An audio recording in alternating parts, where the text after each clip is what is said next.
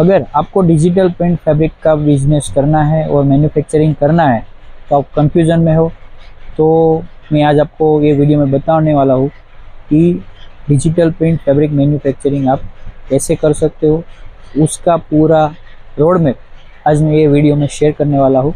तो video and तक जरूर देखिए। मेरा नाम चिराग गोदानी, फाउंडर ऑफ शिव एंटरप्राइज, और हम डिजिटल प्रिंट्स के सभी टाइप्स के फैब्रिक्स में डील करते हैं।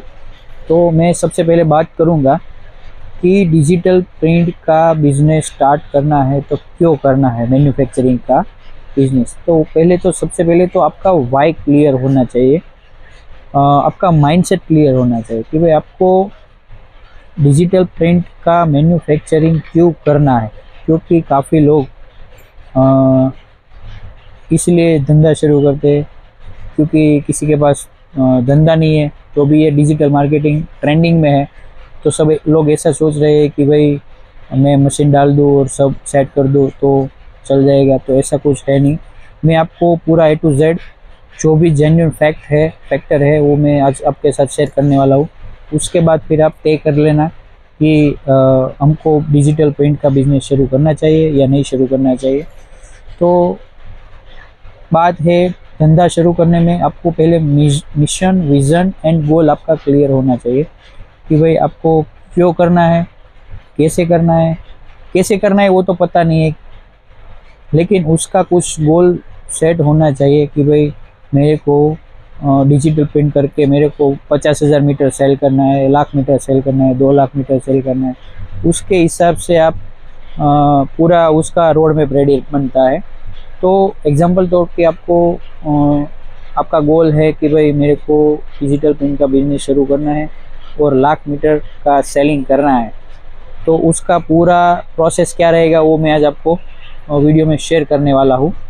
तो सबसे पहले आपको टेक्सटाइल मार्केट का इंडस्ट्रीज जो अभी एकदम बूम हो रहा है, तो उसमें अभी का टाइम सोचकर आपको नहीं एंट्री लेना चाहिए। पूरा 12 मंथ का उसका रूटीन रहता है, समर, विंटर एंड मॉनसून। तो तीनों सीजन्स में 12 महीने तो कंटिन्यूस धंधा कोई भी नहीं चलने वाला है, लेकिन आप उसको डाइवर्सिफिकेशन कर सकते हो कि भाई मॉनसून में थोड़ा स्लो रहेगा, बहुत स्लो रहेगा, और विंटर और समर में आपका जो भी प्रोसेस मतलब मैन्युफैक्चरिंग है वो चलने वाला है। वो चलने वाला है, वो भी फिक्स नहीं है, उसके ऊपर भी कुछ पैरामीटर रहते हैं कि भाई आपका डेडिकेशन कितना है, आपका कंट्रीब्यूशन कितना है।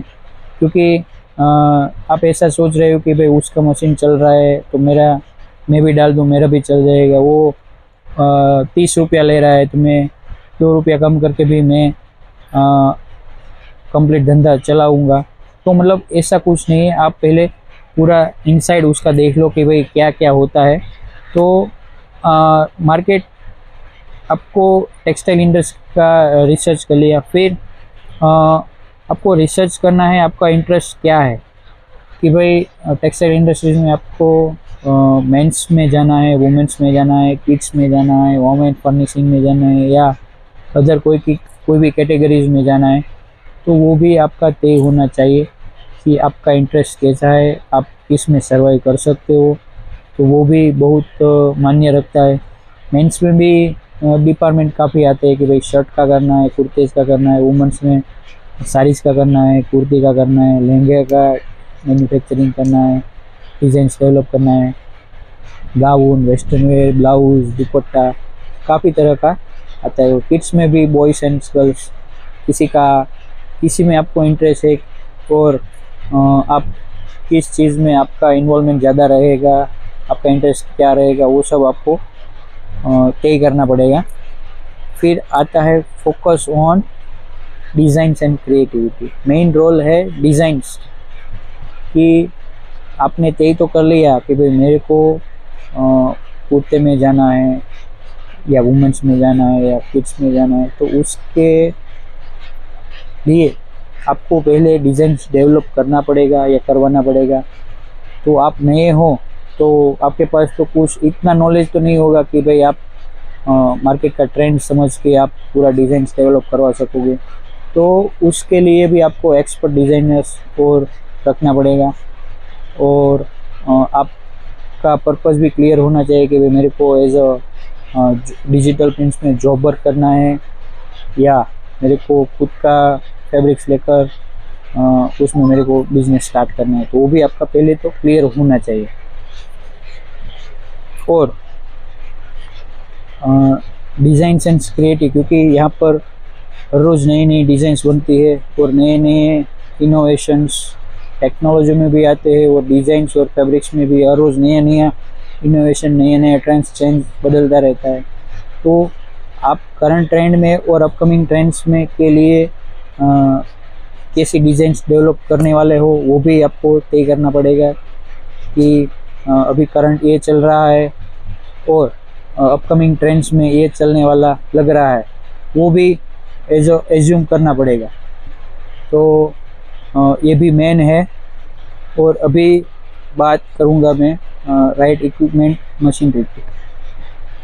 तो मेन इसमें डिज़ाइनिंग्स का भी रोल तो रहता है, उसके साथ साथ इसका इक्विपमेंट कि भाई मशीनरी में क्या क्या है, कंप्यूटर क्या है और फ्यूजिंग मशीन, सब चीज़ें स्टेप बाय स्टेप लगती है, तो वो भी है। और पहले तो मैं सजेस्ट करूँगा कि आप कोई भी मशीनरी पहले मत डालो, पहले आप कोई मैन्युफैक्चरर्स के पास से जाके एक बार मिलो और उसके पास जो भी फैब्रिक है, स्केच बुक है, एक बार जानो, फिर आप इसमें मैन्युफैक्चरिंग का स्टार्ट करोगे तो अच्छा रहेगा। फिर आता है टारगेट ऑडियंस। आपको टारगेट ऑडियंस भी सेट करना मतलब पहले से ही तय करना पड़ेगा कि आपका टारगेट ऑडियंस का है, गारमेंट मैन्युफैक्चरर है, ई कॉमर्स सेलर्स है, या B2B में जाना चाहते हो, B2C में जाना चाहते हो, वो सब आपको पहले से ही मतलब टारगेट करना पड़ेगा कि एक्सपोर्टर में जाना है या होलसेलर, फैशन डिज़ाइनर, ब्यूटी, किसको टारगेट करना है वो आपको पहले से डिसाइड करना पड़ेगा। फिर आता है फैब्रिक्स, क्योंकि आप बिज़नेस तो शुरू करोगे तो साथों साथ आपको जो रनिंग फैब्रिक्स है वो भी रखना पड़ेगा और फैंसी फैब्रिक्स है वो भी रखना पड़ेगा। आप नए हो और नए नए डिज़ाइंस मार के जाओगे और कोई व्यापारी आपको बोलेगा कि तो मैं इतने में ले रहा हूँ, तो वहीं पे रेट का इश्यू आएगा। कोई नया डिज़ाइंस होगा या नई फैब्रिक होगा, फैंसी फैब्रिक, उसके ऊपर आप सैंपल मार के जाओगे और उसको दिखाओगे तो उसके लिए वो नया रहेगा, तो उसमें आप रेट भी ले सकते हो और वो व्यापारी को आपके अंदर आप कन्वर्ट भी कर सकते हो। तो यही सब मेन चीज़ है टारगेट ऑडियंस की। फिर आता है टीम बिल्डिंग। इसका पूरा टीम बिल्डिंग और उसको रोल्स एंड रिस्पॉन्सिबिलिटी भी आपको देनी पड़ेगी सब टीम मेंबर्स को कि भाई कितना डिज़ाइनर्स रखना है और टीम में क्या क्या चाहिए, हेल्पर चाहिए, ऑपरेटर चाहिए, designers, accountant, sales person, marketing person, और बेसिक लेवल पर तो इतने चाहिए। और थोड़ा आप उसमें सक्सेस हो जाओगे फिर आप मास्टर भी रख सकते हो। तो ये सब टीम बिल्डिंग और रोल्स एंड रिस्पॉन्सिबिलिटी भी बहुत मान्य रखती है कि पहले से भी तय होना चाहिए कि इसका रोल ये रहने वाला है और पूरा SOP KRA roles and responsibility के साथ बनाना पड़ेगा। और एज अ बिजनेस ओनर आपको भी आपका रोल्स एंड रिस्पॉन्सिबिलिटी होना चाहिए कि मेरे को एज अ ग्रोथ वर्क में काम करना है या रूटीन वर्क में काम करना है, क्योंकि एज अ ओनर आपको ऑपरेशनल वर्क में भी काम करना पड़ेगा और एज अ ग्रोथ में भी काम करना पड़ेगा। तो एज अ ऑपरेशनल में गनोगे तो आप order management, delivery, dispatch, customer को हर रोज़ नया नया डिज़ाइंस बनाना, उसको सर्वाइव करना, सैंपल मार के दिखाना, वो भी करेक्शन करे या तो उसको एडिटिंग करवाना, वो सब ऑपरेशनल वर्क में हो रहा है। और एज अ ग्रोथ वर्क में तो आपको फैब्रिक्स ट्रेंड्स देखना पड़ेगा, नया नया फैब्रिक्स लाना पड़ेगा, नई डिज़ाइंस डेवलप करवानी पड़ेगी या नए नए मतलब जो भी फैब्रिक्स का, गारमेंट्स का जो भी है उसका कलेक्शन आपको बनाना पड़ेगा। ब्लैंकेट्स और सैंपल्स बनाना पड़ेगा। तो इतने एज अ बिजनेस ओनर आपको रोल्स एंड रिस्पॉन्सिबिलिटी होनी चाहिए। फिर आता है सैंपल रूम।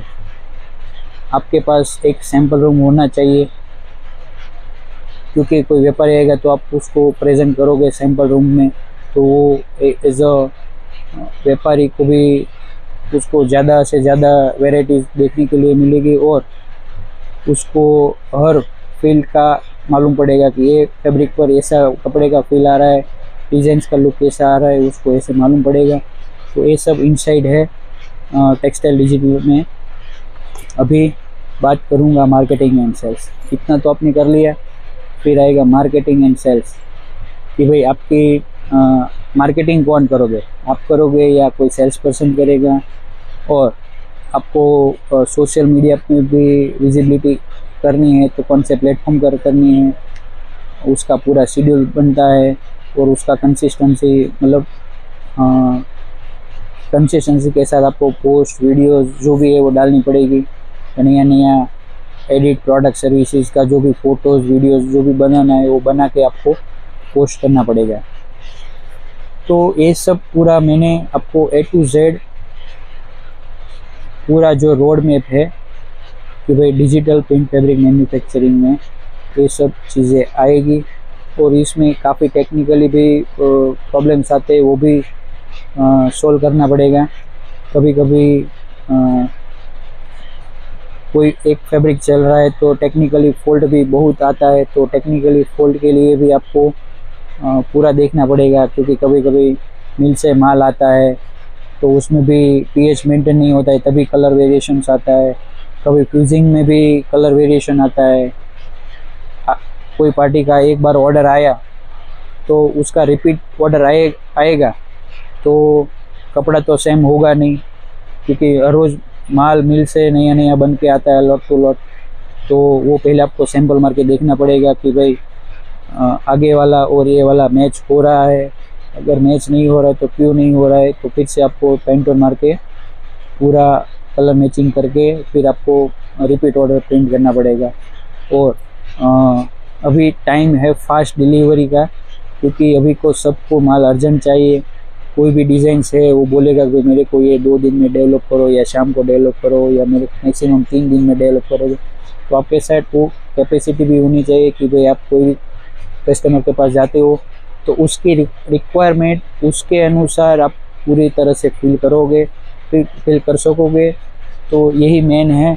और प्रोडक्शन कैपेसिटी कि भाई आप मशीन डाल रहे हो तो उसके अनुसार आपको व्यापारी मतलब बांधने पड़ेंगे, जोड़ने पड़ेंगे व्यापारी।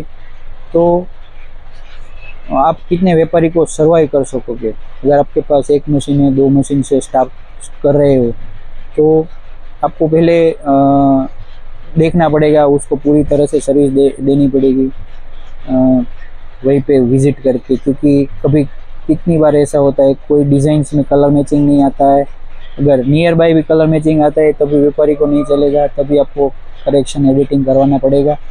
तो ये सब चीज़ें ध्यान में रखते हुए फिर आपको सोचना चाहिए कि भाई मेरे को डिजिटल प्रिंट्स का मैन्युफैक्चरिंग करना है कि नहीं करना है। ये पूरा इनसाइड जो भी था वो मैंने आपको बताया है।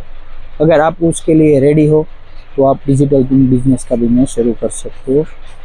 अगर मेरा वीडियो ये पसंद आया है तो आप मेरे चैनल को सब्सक्राइब कर सकते हो, लाइक कर सकते हो। कुछ भी क्वेरीज है तो आप कमेंट करके हमें पूछ भी सकते हो। हम आपको पूरा प्रॉपर तरीके से गाइड करेंगे और जो भी हमारी साइड से सपोर्ट रहेगा वो आप सपोर्ट करेंगे। आप सूरत आ रहे हो तो हमारी शॉप पर फैक्ट्री पर आप विज़िट करोगे तो आपको पूरा A to Z knowledge guidance आपको फैब्रिक्स का भी देंगे और प्रिंटिंग का भी हम देंगे। तो मिलते हैं नेक्स्ट वीडियो में। धन्यवाद।